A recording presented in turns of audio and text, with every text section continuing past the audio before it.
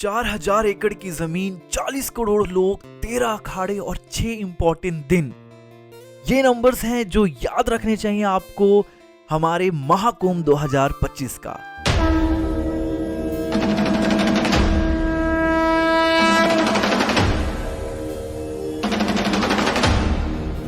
Hello नमस्कार, आपका स्वागत है हमारे सेकंड एपिसोड में, एक दिव्य यात्रा महाकुंभ। पिछले एपिसोड में हमने जाना कि जो कुंभ है उसके पीछे का कॉन्सेप्ट क्या है और कैसे उसकी शुरुआत हुई।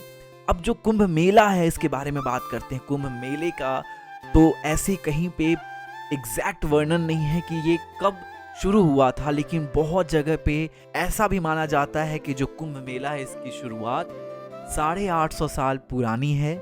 ऐसा पाया जाता है कि इसकी शुरुआत की जो कहानी है वो राजा हर्षवर्धन से कनेक्टेड है।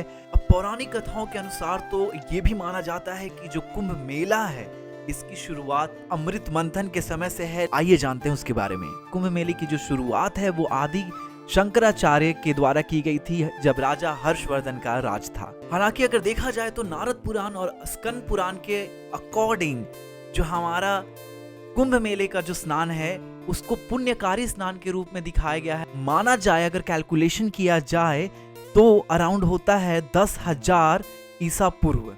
तो आप सोचो कितना पुराना है। अब जो सम्राट हर्षवर्धन है उनके समय पे एक चीन से आया हुआ एक ट्रैवलर हेनसांग, उसने 629 एसी में एक किताब लिखी थी। उसमें कुंभ के बारे में उसने जिक्र करा था कि ये हिंदुओं का और सनातन का सबसे बड़ा त्योहार के रूप में उसने इसके बारे में बताया था। अब नासिक में एक खुदाई हुई थी जिसमें एक ताम्रपत्र मिला था जिसमें 1690 में मेंशन्ड है कि वहां पे कुंभ हुआ था। कुंभ मेले के शुरुआत में सबसे ज्यादा जिक्र अगर किसी चीज का होता है वो है अखाड़ों का। इट्स वेरी ऑब्वियस कि हमारे मन में ये जानने के लिए इच्छा होगी कि क्या होते हैं ये अखाड़े।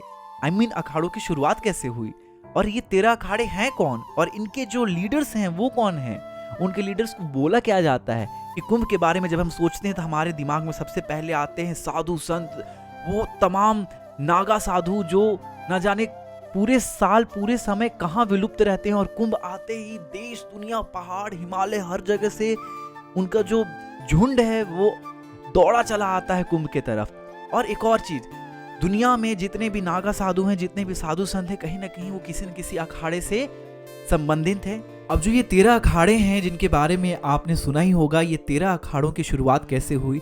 इन 13 अखाड़ों की जो शुरुआत आदि शंकराचार्य जी ने की थी हिंदू धर्म की रक्षा और हमारे सनातन को एकजुट करने के लिए। 13 अखाड़े हैं। सर्वप्रथम ये 4 ही अखाड़े थे और इन चारों को भी 3 हिस्सों में बांटा गया, जो कि है हमारा शिव अखाड़ा जो हमारे भगवान शिव को अपना इष्ट और आराध्य मानते हैं।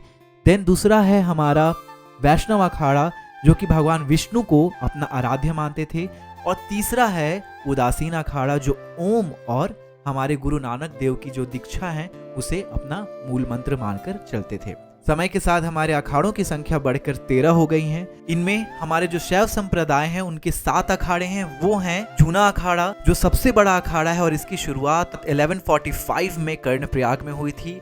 दूसरा हमारा शिव संप्रदाय का अखाड़ा है वो है अवाहन अखाड़ा जो 547 ईस्वी में इसकी शुरुआत हुई थी। तीसरा अग्नि अखाड़ा, चौथा निरंजनी अखाड़ा जो 903 ईस्वी में इसकी स्थापना हुई थी। फिफ्थ इज महानिर्वाणी अखाड़ा जो 748 ईस्वी में इसकी शुरुआत हुई थी। देन सिक्स्थ इज आनंद अखाड़ा जिसकी स्थापना 856 ईस्वी में हुई थी। एंड सेवेंथ इज अटल अखाड़ा जिसकी स्थापना 646 ईस्वी में हुई थी। अब है हमारा वैष्णव अखाड़े जिसमें 3 अखाड़े आते हैं।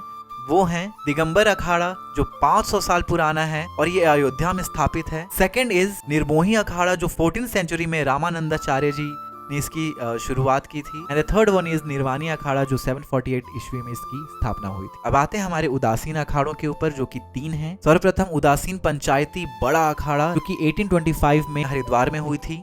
सेकेंड वन इज उदासीन पंचायती नया अखाड़ा जिसकी शुरुआत हरिद्वार में 1846 में कनखल में हुई थी। And the third one is Nirmal Akhara जिसकी शुरुआत बाबा मेहताब सिंह ने 1862 में की थी। जो ये 13 अखाड़े जिनके बारे में आपने सुना, इन सब के जो महंत महामंडलेश्वर होते हैं जो कि हेड होते हैं, अध्यक्ष होते हैं, उनकी चुनाव जो होती है वो 3 से 6 साल की टर्म के लिए होती है और वो चुनाव इंटरनली वोटिंग के थ्रू होती है among the members of the akhara. अब जो हमारे अखाड़े हैं वो हमारे धर्म के, हमारे सनातन के इतने बड़े प्रतीक और चिन्ह बन गए हैं कि इनसे हर कोई जुड़ रहा है और ना जाने कितने अन्य लोगों को हमारे जो अखाड़े हैं वो प्रेरित कर रहे हैं ताकि वो सनातन को अपनाएं, सनातन के साथ जुड़ें और अपनी संस्कृति को लेकर और भी प्राउड फील। नेक्स्ट वीडियो में हम डिस्कस करने वाले हैं कि क्या पुण्य मिलता है हमारे जो महाकुंभ में उसमें स्नान करने से, और क्या सिर्फ गंगा यमुना और सरस्वती के त्रिवेणी संगम में स्नान मात्र से आपको वो पुण्य मिलेगा।